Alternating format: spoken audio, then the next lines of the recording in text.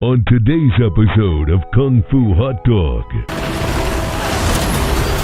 Go on, kick him! There are lots of cutesy-wootsy moments like 14-year-old girl boss rescuing that stupid dog that you see on my immediate left or right, depending on your point of view. What are you doing here? I had to save the dog. What? I suppose she has a point, because the pooch could end up on your takeaway menu tonight. Wir gehen jetzt was essen, der Billy und der Harald. Ja, macht's gut. I know it's meant to appeal to the audiences with young kids, but seriously, man, Warner Brothers, you gotta grow the fuck up. You gotta start making films again that people want to go and watch. I don't want to see another cute shark movie where the shark gets pulverized by a man about that size called Jason Statham, who, let's face it, he has the best moments in the film, but he's overshadowed by bad writing, bad editing, bad directing, terrible music, awful side characters. Hi, I'm Denise Richards. Most people know me as a Hollywood celebrity or for my reality show on E! But it's no secret what I'm best known for. Just mention my name and most people will say, it's my fun bags. It's true, everyone loves my fun bags.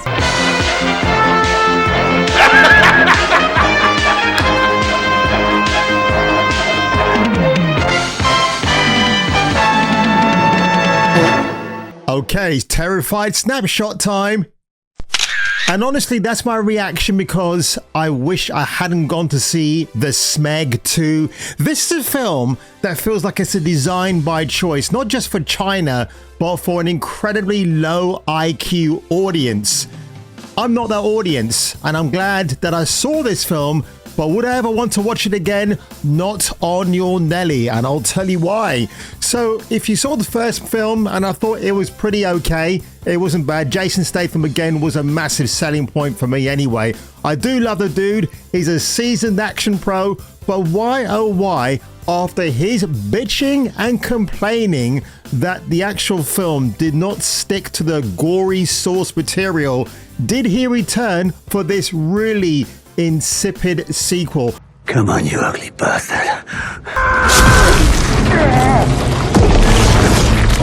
Honestly, Barbie's a much better constructed film than this pile of cack right here. A pile of cack that is directed by Ben Wheatley. He gave us a Brie Larson film where she was pretty good in it.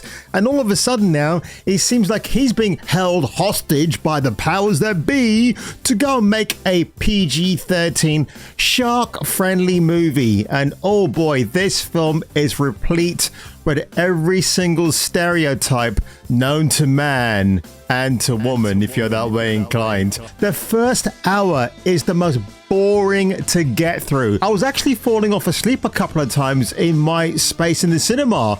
And it was an overpacked cinema with lots of perspiration going on, and that was just the men. And I will say this much, the beginning is so odd. The first hour just drags. It's more draggy than a drag queen on a Friday night in Soho. Basically, the beginning you have Jason Statham doing what he does best. He's on an illegal oil rig that's dumping in radiation into the oceans.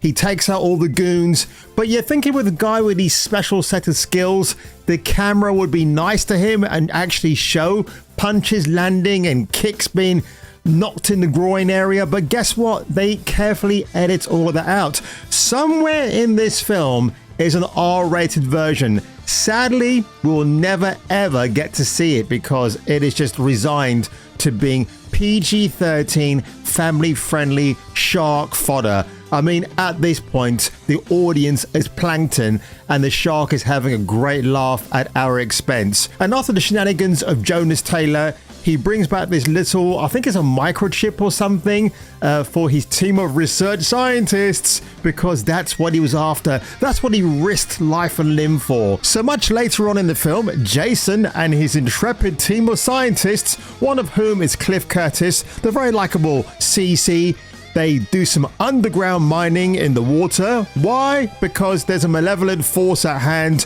who have discovered a core of valuable materials for mining, which is worth billions of dollars. And who is headlining this caper?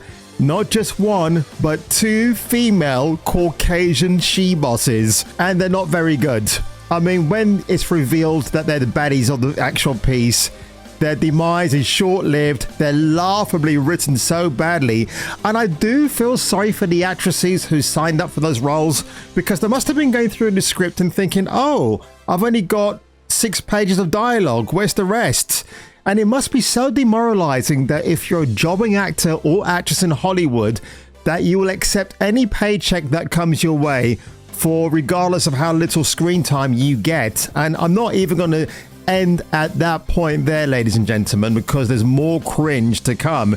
So once that first hour is out of the way, then things kind of start to pick up a little bit, and this is what the trailer seemed to promise. In fact, I would say to you, just watch the 2-minute and 30-second trailer, and that's the MEG 2 in a nutshell.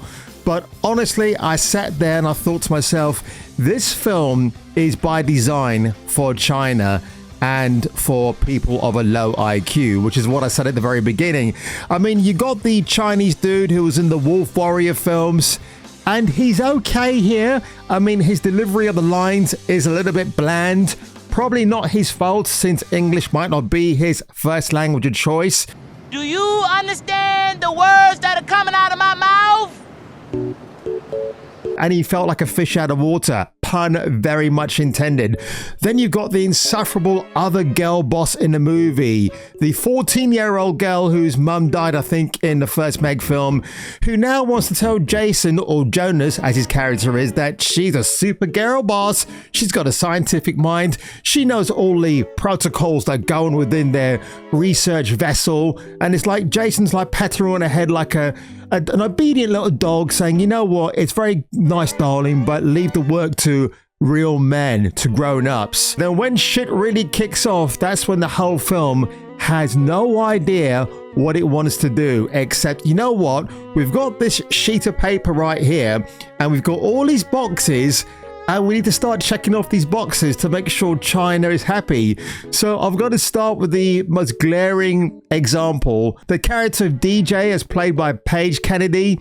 Now, I'm sure Mr. Kennedy is a very nice chap in real life, but I don't know if they dangled a carrot in front of him, because he seems to be one of these guys who will just do anything for the paycheck. And in this film, he has some of the most cringeworthy moments. Like, for example, there's a bit where he takes out all these guys, and at the very end, do you know what he actually says? Booyah! I had flashbacks of a very insufferable Ray Fisher when he complained about that line of dialogue he was forced to say at gunpoint by Joss Whedon and Jeff Johns on the much maligned Justice League in 2017. I immediately felt those vibes going through me. But in the case of Paige Kennedy, it's like the powers that be at Warner Brothers are saying, you are going to say the word booyah. And in return, how does Paige react? Yes, sir. No problem, sir. That is exactly the kind of reaction I think he would have given behind closed doors. Oh, now, Miss Scarlett, you come on and be good and eat just a little, No!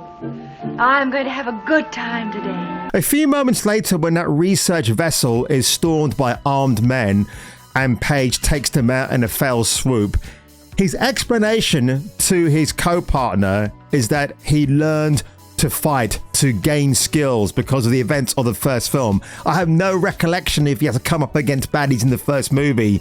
So that just seemed very forced down your throat. With DJ, there's a scene at the end, or near the end, where he looks like a beached whale on Fun Island. I would call it Fun Bags Island, simply because of the bouncing jiggly bikini boobies that they had in full plain view.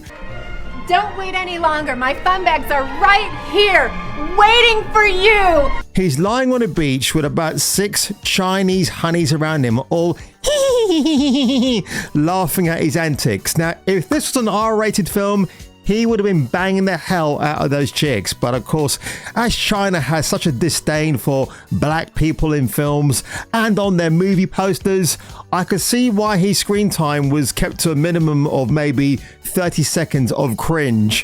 Surprise, motherfucker. On the Fun Island of fun and frolics, you have this white guy. Now, I don't know if he was married to one of the Asian characters in this moment that we see them together in. But he walks up to her, and this is before the shark attack, and says, "Hey, honey, you care to rub my back for me? Well, how about rubbing my front?" I actually laughed out loud in the cinema, and I think the woman next to me was thinking, why do you find that funny? And I thought, you know what? Why do they stick that fucking joke in the film then? That'll be my question. Why do you stick it in there? It's so stupid. When the island's about to be attacked by the sharks, the same white guy moves the Asian woman and her daughter out of the way, and he gets eaten alive. And then you had the female girl boss number one. In fact, both of them actually have the same demise. This place, MEG proof. I mean, Jonas was always afraid of Really? this, but I was also thinking. The main female boss, she does get to put up a little bit of a fight before her demise, but what a wasted opportunity. You could have had somebody hamming it up, having a great time with the script.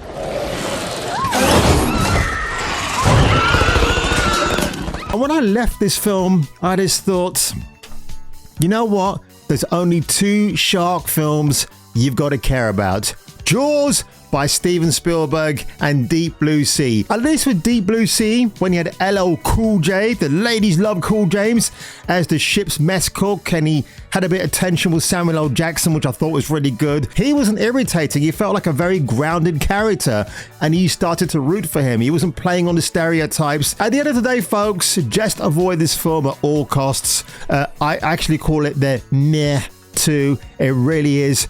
If there's a third one on the horizon, and of course, like I said to you before, things always happen in threes in the world, I would not be surprised. But if I were you, Jason, I would get back on shore. Looking forward to Expendables 4, even though, as a friend of mine pointed out, there's lots of CGI blood and things going off. I'd rather have that. And in fact, the Meh 2 could have done with more blood and guts. Instead of giving us such a desensitized version that was better off with canned sardines at the bottom of the ocean.